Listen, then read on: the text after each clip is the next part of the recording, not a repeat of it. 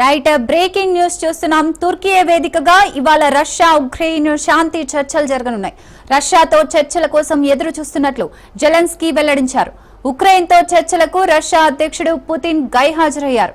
శాంతి చర్చలకు 4 ప్రతినిధులను పుతిన్ ప్రకటించారు. దీంతో పుతిన్ కు దమ్ముంటే చర్చలకు రావాలని జెలెన్స్కీ సవాల్ విసిరారు.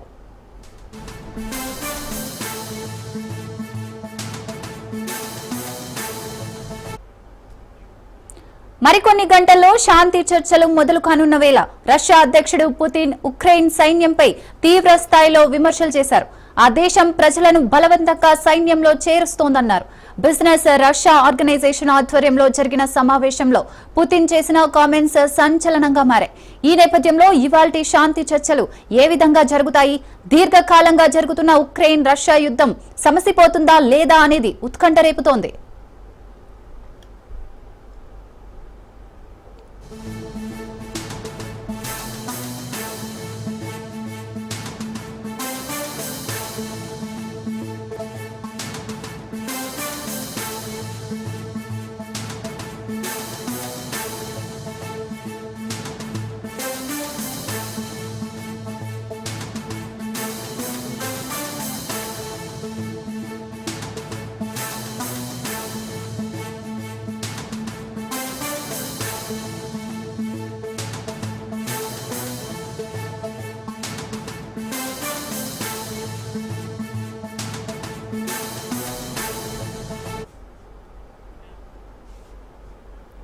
తుర్కీ వేదికగా ఇవాళ రష్యా ఉక్రెయిన్ శాంతి చర్చలు జరగనున్నాయి.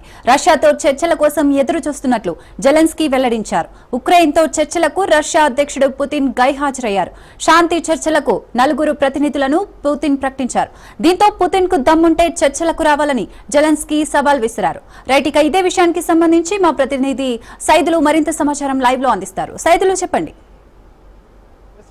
శిరీష, ఈరోజు తుర్కీ వేదికగా ఇటు ఉక్రెయిన్ రష్యాకి మధ్య జరుగుతున్నటువంటి యుద్ధం అంటే ఇది 2022లో ప్రారంభమైంది. ఈ ఫిబ్రవరి 24న ప్రారంభమైనటువంటి యుద్ధం ఏదైతే ఉందో అది ఇప్పటి వరకు కూడా శాంతి చర్చల్లో భాగంగా ఒక వేదికని ఉక్రెయిన్ కానీ రష్యా కానీ పంచుకోలేకపోయింది.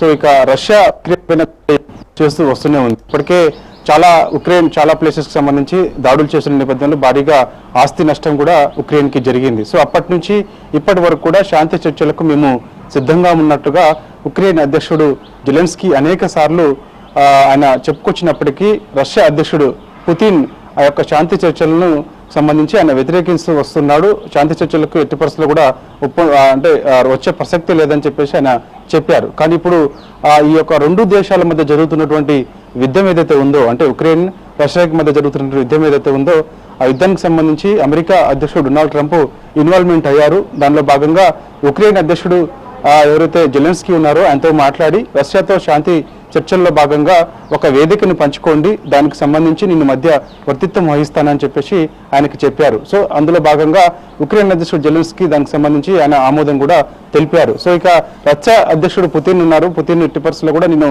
ఈ యొక్క శాంతి చర్చల్లో పాల్గొనే ప్రసక్తే లేదని చెప్పేసి పుతిన్ చెప్పారు. సో ఇక రష్యా నుంచి 4 ప్రతినిధులను నేను పంపిస్తున్నానని చెప్పేసి పుతిన్ చెప్పినట్టుగా కూడా మనకి సమాచారం. సో దానిలో భాగంగా ఈరోజు తుర్కీ వేదికగా ఈ యొక్క మన ఉక్రెయిన్ అధ్యక్షుడు జెలెన్స్కీతో పాటుగా రష్యాకు చెందినటువంటి ప్రతినిధులు 4 కూడా ఈ యొక్క శాంతి చర్చల్లో పాల్గొనబోతున్నారు. అయితే అనేక అంశాలు చర్చకు వచ్చే అవకాశం కూడా కనిపిస్తుంది. ఎందుకంటే ఒక మానవతా దృక్పథంతో రష్యా ఇప్పటి వరకు కూడా ఉక్రెయిన్ పైన ఏ ప్లేస్నైతే ఈ యొక్క తూర్పు అట్లాంటిక్ ప్లేస్ రష్యాలో భాగంగా అని చెప్పేసి దాడులు నిర్వహిస్తుందో అంతకు మించి ఎక్కడ కూడా ఈ యొక్క ఎయిర్ బేస్ స్థావరాలను టార్గెట్గా చేసుకొని దాడులు చేయలేదని చెప్పేసి రష్యా ప్రకటన చేసింది. సో దానిలో భాగంగా ఇప్పుడు శాంతి చర్చలకు సంబంధించి దమ్ముంటే రష్యా అధ్యక్షుడు పుతిన్ రావాలని సవాల్ విసురుతున్నారు ఉక్రెయిన్ అధ్యక్షుడు జెలెన్స్కీ. కానీ రష్యా అధ్యక్షుడు పుతిన్ మాత్రం ఎట్టి పరిస్థితుల్లో కూడా నేను శాంతి చర్చల్లో పాల్గొన్నాను, కాకపోతే మా రష్యా నుంచి 4 ప్రతినిధులను పంపిస్తానని చెప్పేసి కూడా చెప్పారు. మరి దానికి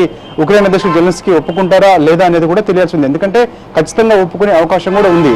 ఇప్పటికే ఈ యొక్క యుద్ధంలో భాగంగా అమెరికా అధ్యక్షుడు డొనాల్డ్ ట్రంప్ ఇన్వాల్వ్మెంట్ అయ్యారు కాబట్టి సో ఒక హెచ్చరిక కూడా ఉక్రెయిన్ అధ్యక్షుడు జెలెన్స్కీ జారీ చేసినట్టు కూడా మనకైతే సమాచారం అందుతుంది. అందులో భాగంగా ఒకవైపు జెలెన్స్కీ పుతినే శాంతి చర్చలకు రావాలని డిమాండ్ చేస్తున్నారు, సవాల్ చేస్తున్నారు. కానీ పుతిన్ మాత్రం ఎట్టి పరిస్థితుల్లో కూడా నేను యొక్క శాంతి చర్చల్లో పాల్గొనబోనను, మా యొక్క 4 ప్రతినిధులు మాత్రమే పంపిస్తానని చెప్పేసి ఆయన చెప్తూ వస్తున్నారు. కాబట్టి ఖచ్చితంగా 4 ప్రతినిధులు శాంతి చర్చల్లో పాల్గొన్నప్పటికీ ఉక్రెయిన్ అధ్యక్షుడు జెలెన్స్కీ ఖచ్చితంగా ఈ యొక్క శాంతి చర్చల్లో పాల్గొనాల్సి వస్తుంది.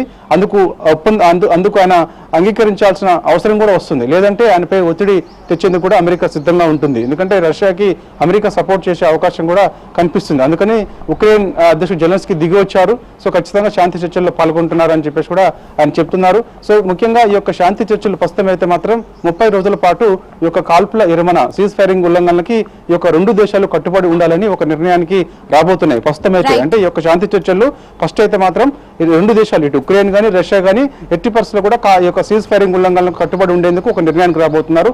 దాని తర్వాత సమస్య ఏదైతే ఉందో ఆ సమస్య పరిష్కారం కోసం కూర్చొని మాట్లాడేందుకు సిద్ధంగా ఉండేటట్టుగా ప్లాన్ చేసుకుంటున్నారు. Sirisha, right, thank you so much Saidulu.